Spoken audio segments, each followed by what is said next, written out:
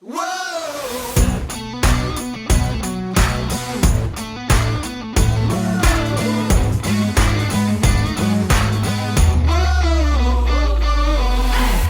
Welcome to the What's Our Verdict podcast, where we fashion ourselves cinematic judge and jury. My name is JJ Crowder. I'm here with my co-hosts, Mattson Would it be better Ed and Dead. and Alec Burgess.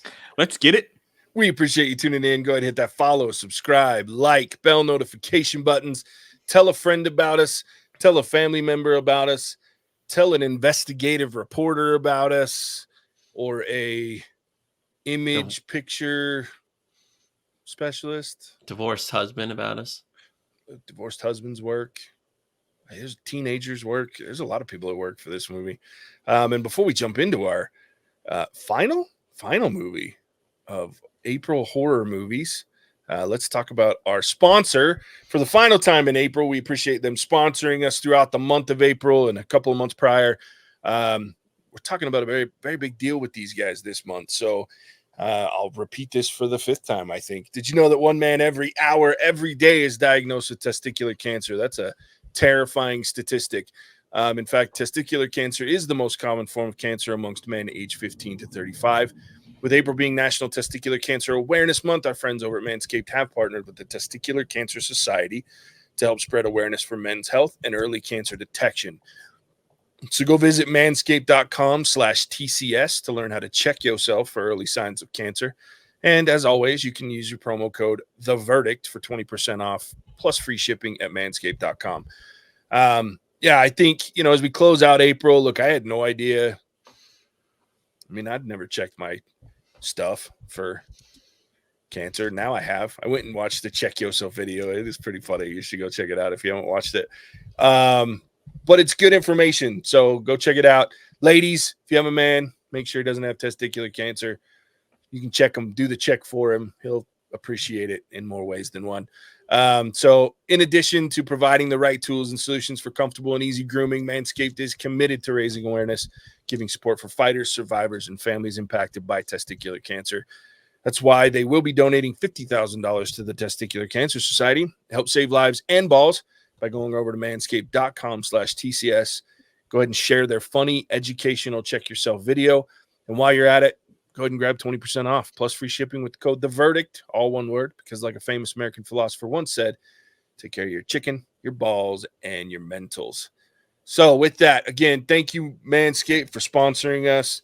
We really enjoy having your sponsorship for so many reasons. I love their copies. We love Mattson's creative songs, poems. I got a quick one for us here. Nice. All right. Manscaped tool in hand. Redhead braves the movie's land. Fear and shadows stand. Vigilance is power. Fights cancer, makes it cower in the midnight hour. Yes. Was that a haiku? It was not a haiku. Wasn't a very short poem. I like it. It was great. It will make a good short later on. So check us out on YouTube. With that, let's jump into our movie for the final week. It is The Ring. Ring was released October 18th, 2002. It was written by Aaron Kruger, Koji Suzuki, and Hiroshi Takahashi. It was directed by Gore Verbinski. It stars Naomi Watts, Martin Henderson, Brian Cox, David Dorfman, Jane Alexander, Lindsay Frost, Rachel Bella, Davy Chase, Richard Lineback, and Amber Tamblyn. It is about a journalist who must investigate a mysterious videotape which seems to cause the death of anyone 1 week to the day after they view it. Yeah, this movie. Okay, so should I lead with my story? Yes. Of how I watched this movie. So I'm not a huge Halloween fan, but I had a friend of mine that she was, and she wanted to go out and just party. Because, Halloween, there's parties everywhere, every club, every bar, they all have parties. So we go to this club. She's like, let's go dance. So we hit this club downtown Salt Lake. We were drinking, partying. It was fun. She got dressed up. We hit like 3 or 4 clubs and bars and dancing, whatever. And I was inebriated. I was very, very drunk. It was like 10 o'clock at night. And this is back when they showed movies clear up till like 1 o'clock in the morning. back in 2002. So we were like, let's go watch a movie. And we both love horror movies. So she's like, let's go watch The Ring. I've heard it's really scary. I'm like, I'm always fucking down for a good horror movie. So we go watch it. And again, I'm not 3 sheets to the wind. Like you could fund a hotel of sheets for how drunk I am in this movie.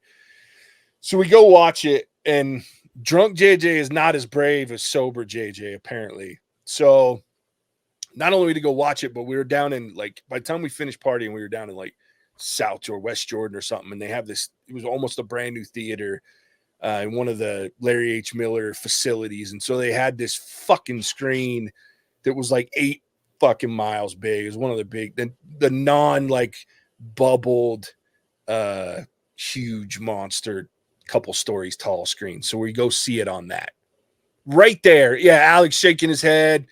It right there was a mistake, but we go watch it. So I'm shit ripped. And that first opening piece, I'm laughing at these girls, and then she starts panicking. And then when they show, like, they go to the funeral, everything, I'm like, yeah, this is kind of boring. Let's go dance again. Then they open the closet and they show that girl's face real quick. And I'm telling you, when it's fucking 3 stories tall, and I was like, oh, that's fucking uncomfortable. So from then on, like, there's enough imagery and weird shit. I'm like, okay, that shit got me. So from then on, I'm like in it, and I'm tense and I'm uncomfortable. And I know it's because I'm just out of my mind drunk. So we get to the part, we go through the whole fucking shebang, and there's a couple good jump scares. I'm peeing myself when she reaches out and grabs her, all that shit. Having a great time watching this. And then they get to the end with the fucking boyfriend, father of Aiden, whatever, at the end. And like, that girl comes out of the well, and keep in mind, this like TV that she's walking on is like monstrous. She's 12 times taller than me, and she's walking to it. And when her arm reaches through the TV, like, I thought I was Javier, dude. I got both feet in the fucking seat. I'm leaning back so far, because this is before they had the stadium seating shit and all that comfortable stretch out movie. Like, you're stacked on top of people. So I'm leaning back till my head's about to hit the knees and the guy behind me. Like, the whole theater's packed. I was like, how are people so here? And I'm like, this is bullshit, as she's getting closer. And when she does that like last glitch, and I like, the whole theater freaked out. I jumped, terrifying. So I'm completely unnerved. We fucking catch a taxi home because we're shit ripped out of our minds. I get home, and I'm unnerved enough. At this point, I'm sleeping in the basement of my parents' house. The house I'm living in now, I'm in the basement. That's where my place was when I got home. So I go home, I go down to the basement, which we know I don't love anyway. So I'm uncomfortable, shit ripped, coming down after my drunk, but I'm walking down to the basement going, this isn't cool. So I crash. I turn on my TV, which was a mistake in hindsight, but the TV was just normal and it was on, right? But it was an old school fuzzy. No, it was normal. I put it on MTV because they play music all night long or whatever. So then I go and I leave my lights on and I fall asleep on the couch because I'm drunk and I'm watching TV, and I was like, I'll just wind down a little bit. So I fall asleep on the couch. Well, in 2002, before the advent of fucking streaming services, and cable turned off in the middle of the night, folks. And guess what was on when it was off? Oh. So I wake up at 3:45 something in the morning, and I'm hungover, like I'm still a little drunk. I gotta pee. I wake up, and what do I fucking wake up to but on my fucking screen? And I'm like, God damn it. So I turn the TV off, right? Well, have you ever like pushed the TV remote too hard and it double taps? So these old fucking box TVs, I hit the remote, fucking turns off, but I hit it too hard because I was drunk and I was freaking the fuck out, and it turned right back on. And I fucking I'm like, nope, this is some bullshit. So I fucking went upstairs, turned the lights on in the living room. I end up sleeping in the fucking floor in the living room because I was like, I'm not doing it. I'm fucking not doing it. And then I'm like, Alex, because this is like, because 2002, we all had house phones. We had a fucking rocker phone in the house, and so every time that fucking phone went off, I was like, don't don't pick it up. And if it's a little girl, I'm not here. So yeah, this movie fucked with me for like weeks, dude. Like and all because I made the bad choice of being really drunk and Wow. going to watch it on a giant The screen. only story that can rival that from a movie, if we ever review Signs, that's that I have my own. That's funny. Well, now we'll have to add it to the list because I got to hear this story. That's a good story. Ugh. Yeah. The best part is I can picture all of this because I've been in your house many times, and it just makes me laugh. Yeah. Did you have to go upstairs to go to the bathroom? No, at the time that bathroom. Remember when you came over and you were like help jackhammer the basement? That bathroom used to be really tiny, and it had a little toilet in the corner, and like a box shower and a sink. So that bathroom was functional back then. Like it was nice, and it wasn't nice, but it was okay. So no, I went into that bathroom, and there was a creepy, and before we busted that wall down, there was a creepy fucking closet that had no light in it and went to nothing. It's just a closet full of shit. And I had to walk by that to get to the bathroom. And I was about next to the closet when the fucking TV turned back on. And I'm like, and then in my head, like I'm shit ripped. I gotta pee really bad. But I can't leave the TV on in that moment. So like I'm running back trying to pick the fucking remote. I'm panic pushing buttons and shit to get it off.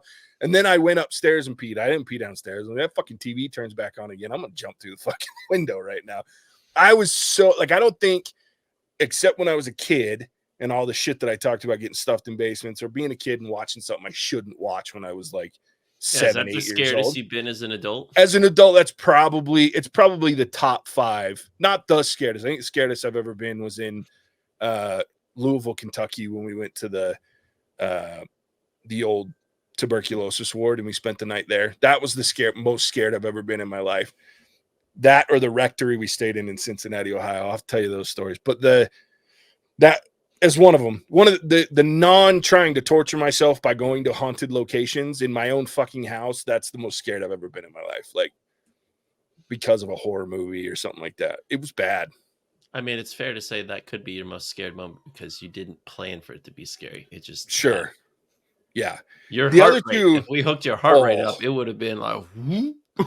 If that happened to me today, I would die. Like my heart would fucking quit. It was bad. Like, well, Alex is just sitting here listening. If this had been Alec would have found a way to like leave a voicemail, and he would have.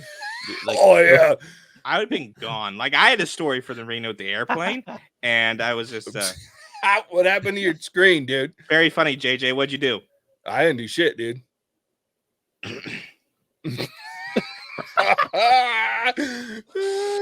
Screen flickering and Alex house is on it now. If something like this happened to me, JJ, I would never watch this movie ever again. Yeah. See, that's kind of different because I watched this on a 4x6 screen airplane screen on the way to Japan, 40,000 feet in the air, nowhere near a well or any lighthouse of any kind. And there was still 2 moments where apparently, fun fact, if you're listening to in-flight entertainment, you hit some turbulence, shuts off and goes to put the seatbelt screen on. That happened twice in this movie. And it was at the worst times, like when we get the shot of Samara's eye at the end. Oh yeah. Yeah, that just froze. And that's shit. Hilarious. She can't get you on the plane, Alec. Yeah, that's what I thought. And that's why I watched it on the plane. And I was, once again, fine until just a little while ago when weird shit started happening. I love it, dude. It's what you get. Bad juju. According to Taylor, that's what these movies bring. Yeah, I'm taking back that we're going to do some more horror nonsense. That is stupid. What's been funny through all this, though? I thought this was going to be, like, I don't really get bad dreams anymore. There's like an occasional one that makes me feel uncomfortable, like very, very rare. But I used to have a reoccurring nightmare back in the day I called her the Death Sister. That was this old lady that had like a tattered dress and was crawling and would just call out and say my name. And I had that dream like a lot. And I was like, if there was a month for this, like something like this to come back and me to have like an uncomfortable dream, it would be this month. But all these movies, again, Jay has picked movies that now The Ring to me is like more true to form. But most of these, he's been quite kind to us, I'd say. But The Ring is probably the one of all of them that I would say is most true to what I would expect when we say, hey, let's watch a horror movie. Yeah. It's Now, the I most wouldn't say horror. it's like, it also fits the billing of like, I know the OG one comes from Japan, and that was probably better, more well done. Like, this movie's a little weird. Mhm. Like, the videotape. Alex got again. For our podcasters, Alex video keeps chiming in and out. He's got Yeah. something going on there. It's haunted. But like getting to the actual movie, like the jump scares and things, but I don't know. This movie's also weird. Like the montage movie of everything, like the videotape is weird. Yeah. Like it explains it a little bit. So I've ironic, Alex, since you were in Japan, I've watched the Japanese version of this because I was curious if they had done it better. And it explains a little more that the video, the reason that she projected these images, because they talk about how she projected it to her family and things like that. So she projected the video in order to get someone to release her so she could more easily kill people. Because once they get her out of the well, there's nothing keeping her from the only way that she can kill is the video. Now her spirit's out, it's released. She can now go and imprint herself anywhere. So that was the whole idea behind the video. Alex's video's still off. well, like the video that in the cabin where it all happened, like how did it get there? Well, so that's the thing. Like the I don't know, and like in the Japanese version, it's a little different. I don't remember how. I'd have to go back. It was like 2003 when I watched it, but in the American version, that like the implication is that she's in the well, and because that room was over the well, there was an empty videotape that was left by someone, and she copied over it with her imprinted images. That's why they show like those weird what they look like x-ray images that she can imprint on people's minds or on the screens. And so, oh, you motherfucker. I hate Alex so much right now. If you're listening to this, Alex is full Samara makeup right now. Fucking you gotta toward keep the watching screen. the Oh, YouTube. I That hate got you, me for a dude. second. My heart jumped for a sec. Oh. Motherfucker. Get the fuck out of here, Alex. Well played, sir. That's gonna make a great short of my fucking sphincter shrinking a little bit right there. Oh gosh. I was waiting for him to have like this because he changed the angle of his camera a little bit. So I was waiting for the fucking TV screen to go fuzzy behind him. I was like, you prick. Yeah, there's a movie to fuck with me on. It's this one because that whole story sticks with me. But yeah, that's the whole thing is she can imprint images, and so she imprinted it on this video to lead. I mean, it's fine. It's a stretch, but this whole movie's a stretch. Like you can't. Yeah, so I think I was reading some stuff like some fans were annoyed because there are some plot holes or decisions they made, and it's like, well, horror you'd have to give this suspension of disbelief because they can't explain everything.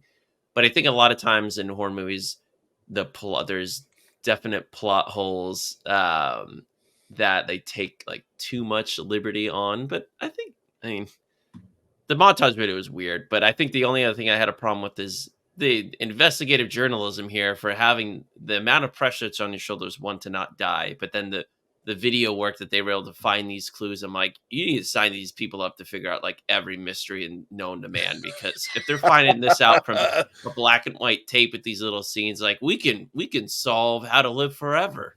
Yeah. That was a little much for me. I was like, I don't know. Yeah. Alec, well played, sir. What? Yeah, fuck off. You got him. We got it. You got us. It was a good bit. It was worth the horror month for you, dude. I don't know what you're talking about. I've been sitting here trying to figure out why my camera won't work. Yeah. And then you guys froze. Oh, it's creepy. Okay. Really ruined the entire episode, this whole nonsense with horror films. I love it. I got to ask, though, Did you creep your fucking self out doing shit like that? Doing what?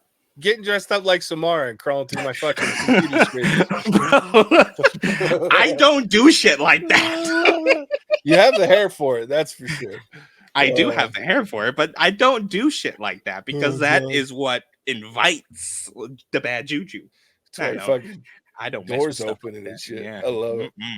Oh god. Well, what did you think of The Ring, my friend, other than watching it on a fucking airplane? Honestly, I expected to hate it a lot more than I did. Yeah. There was only a few moments that I was really kind of in terror and afraid. Mm-hmm.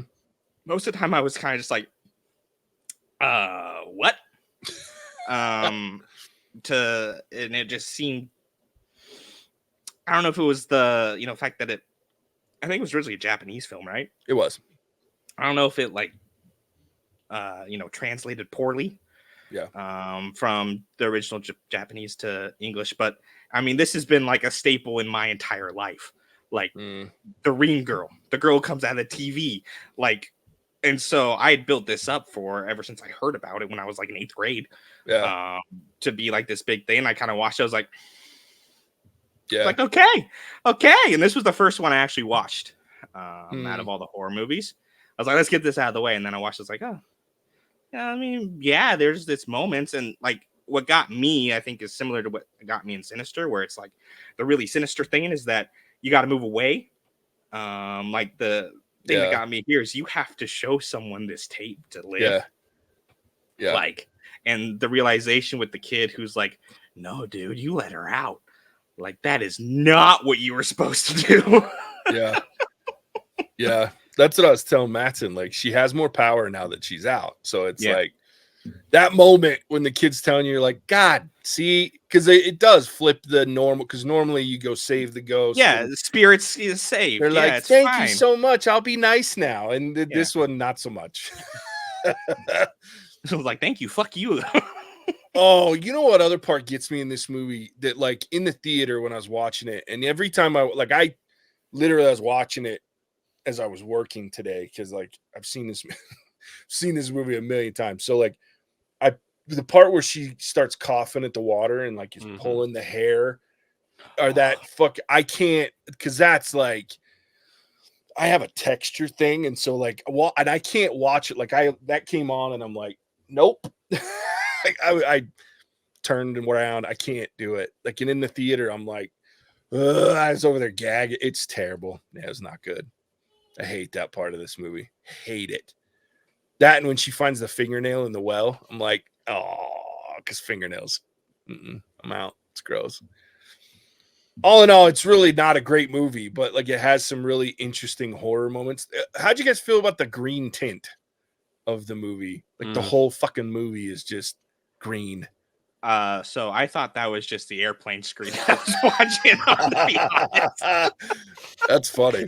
I was like, that looks a little weird. I guess it didn't phase me that much because I'm only starting to realize, like, oh yeah, like I guess it didn't bother me that much, but maybe it should have. Why'd they do that?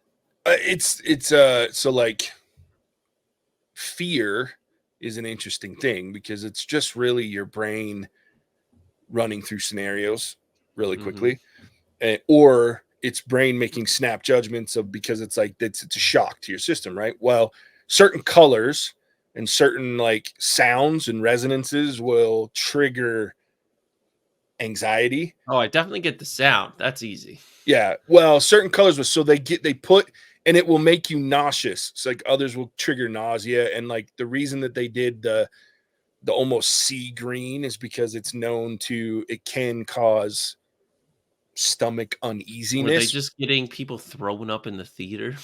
No, they just, it's designed to, because when you're kind of afraid and your stomach's doing a little bit of flips, you get butterflies when you're nervous. Like it's known to trigger that kind of a feeling, which then enhances you're like, I don't feel good. And then your brain's like trying to make connections. So I don't know that it works. Like the green doesn't bother me other than I'm like, it just looks weird.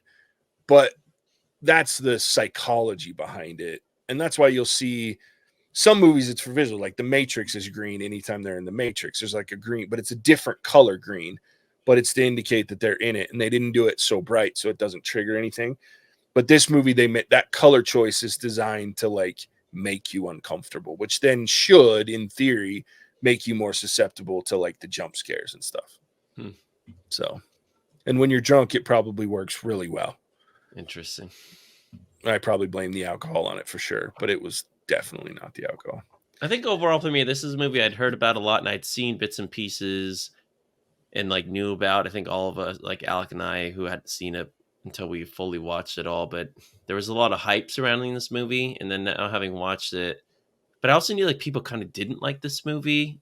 And now having watched it, like it's hard to describe. It was just kind of weird and it was kind of just there. And I think there is a lot of hype. And then you watch it, just like, okay, like just another horror movie that I don't need to remember. But for some reason it was like, oh my gosh, The Ring. Like, have you seen The Ring? I'm like, but was it really that good? Yeah. I think it has one of the most iconic horror images because of Samara. Like, because the shit's creepy. Like, the little girl's creepy. Again, we go back to the kids, but she's very disconcerting and uncomfortable, and I don't want her to crawl out of my TV, and that would be horrifying. But from a movie perspective, other than that, like the dread of knowing that you're going to see either the twisted faces after she kills them or the horrifying little girl crawling out of your TV. Outside of that, it's whatever. That, and I think one of the moments I love in this movie is when Brian Cox offs himself in the bathtub. Like, what a dumb fucking way to do, like, every electronic device in your house and a fucking horse bit. That's how you're going to do that. I mean, game on, but I was like, holy shit. That's what I was always. I'm like, okay, well, that's one way to use Brian Cox. He was very menacing in the movie, though, with their attempt to make him the villain, even though he's not. So, all right, should we rate this thing? Let's do it. All right, it's another one of my movies, so I'll go first. Look, I'm giving this a 2.5. It's not a great movie.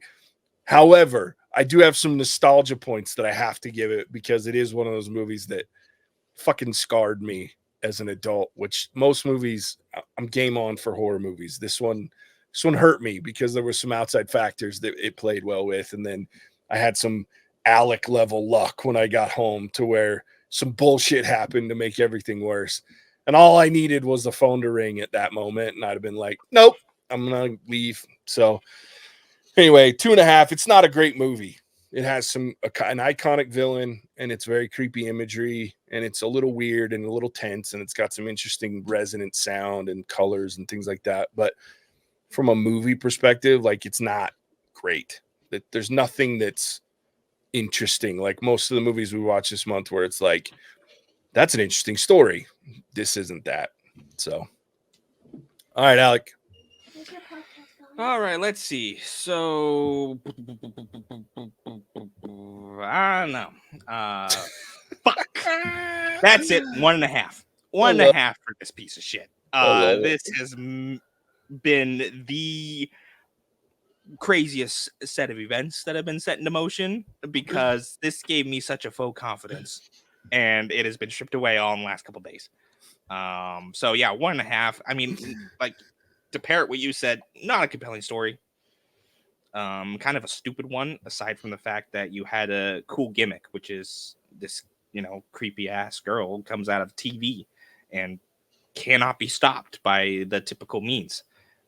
So I mean, it's a unique concept, but not everything surrounding it just wasn't very good, in my opinion. So yeah, 1.5, and I won't be watching this again. That's ever. Fair. I think we need to make Alec watch it on a bigger screen. I think he'd feel worse. Yeah. You need to come to my house and watch it. I'm good on some Reels TV. In terms of my rating, I'll give it a 2. I think this fits the traditional horror movie where it has some good jump scares. It fits, as I said, like more horror, what you would expect. But it's just not like the writing, the actual plot, the character, like progression.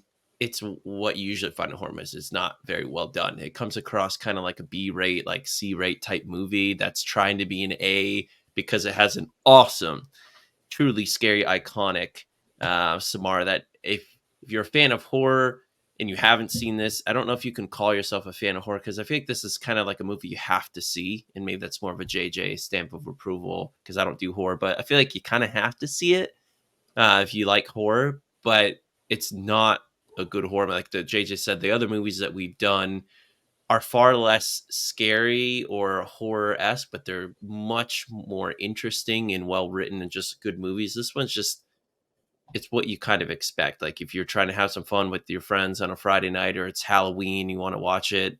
Yeah, you have fun with your friends, but it's not a good movie, but it'll make you scared. Watching a movie about a girl coming out of the TV to kill you all. Thankfully, these days with streaming services and everything, you don't really get the static of death anymore. It's not really a thing. No, only my generation was tortured with that shit. God, it was terrifying after this movie. Funny fact, the girl that played Samara also played Samantha Darko in Donnie Darko, the little sister. So there you go. Didn't like that movie either, so it's perfect. There you go. All right, well, that's the end of the horror month. You're welcome, Alec, except for you. In 2 months, you're going to have to deal with another horror I movie. don't know about that. So with that, I might be dead by that point. there you go. All right, Alec, tell everybody where they can find us. Okie dokie. Thank you for tuning into our review of The Ring. How did our rating match with yours? Did we line up? Is anyone interested in a haunted roommate? Because I am officially moving. This marks the last week of our horror month, and I can confidently say that I will never be doing another horror month ever again. So this is all you're getting, people. Like, subscribe, save them, because it's never happening ever again. If you guys are tuned in and want to see more What's Our Verdict content, join us on Patreon with So Puckered, Rich, and Max by Ali Stock to vote on topics, movies, and you guys get exclusive content, including before we record and after we record shenanigans. With that, I'll kick it back to Jack Dunn's baby, the king of Crash, a JJ. Yeah, man. As always, this has been fun. We appreciate you for tuning in, and we'll catch you on the next one. God fucking damn it. Send the magic out.